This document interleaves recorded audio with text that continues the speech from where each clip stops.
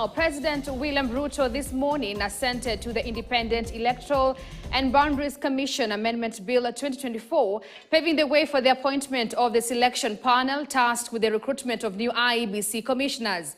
According to State House, the IEBC Amendment Bill 2024 is the first that was processed by Parliament on the recommendations of the National Dialogue Committee report. During this event held at the Kenyatta International Convention Center in Nairobi and attended by opposition chiefs Raila Odinga and Kalonzo Musyoka, President Ruto affirmed his commitment to implement the NADCO report. On his part, ODM boss Raila Odinga called for open dialogue by all stakeholders on the reconstitution of the electoral body. The signing of this bill paves way for the establishment of the selection panel for the appointment of IEBC commissioners.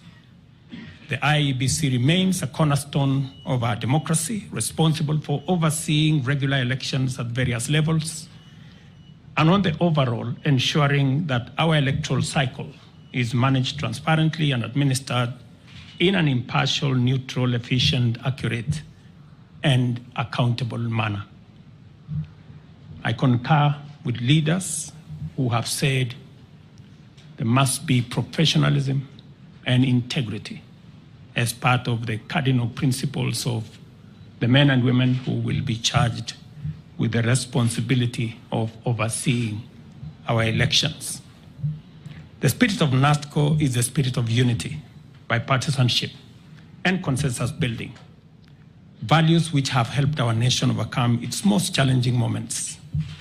Even as I assent to this bill, I look forward to supporting and facilitating any other outputs of the national consensus that was NADCO to ensure that Kenya moves forward and with as many hands on deck as is possible. Meanwhile, the IEBC new law will see the reconstitution of the new electoral body. The new law will see an increase in number of members of the selection panel that will constitute the commission. KTN's senior political affairs reporter Daniel Kariuki attended the signing ceremony and now joins us with more that entails the bill. Kariuki, good afternoon. You said it right that President William Ruto this morning has assented to the IEBC amendment bill that was before the National Assembly and the Senate.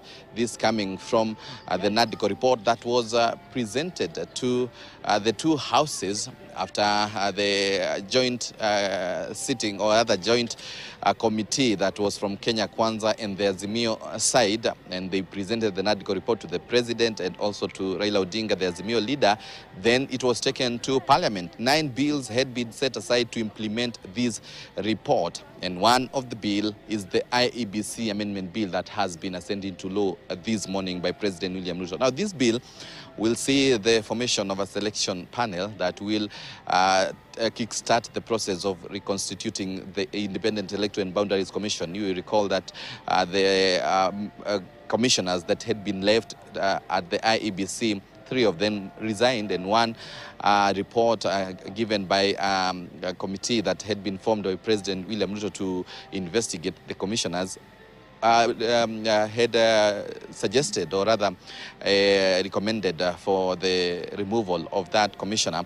And so the 4 that were supposed to be in place right now as you speak left, and the other 3 had already resigned before because of the tenure that had come to an end. We are talking about Chairman, IEBC Chairman Wafula Chebukati, and the other 2. Now, today's bill means that the selection panel has been increased from 7 members to 9 members.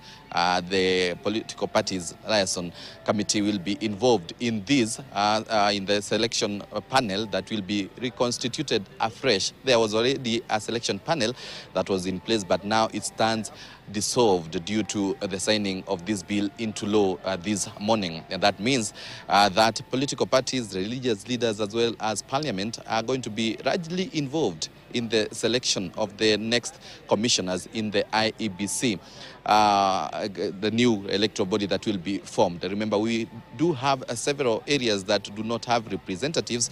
There has not been a body to conduct elections, and so this therefore means that once the IEBC commission is newly constituted, then we'll have several by-elections across the country, including ward areas, as well as some of the constituencies like the Banisa constituency.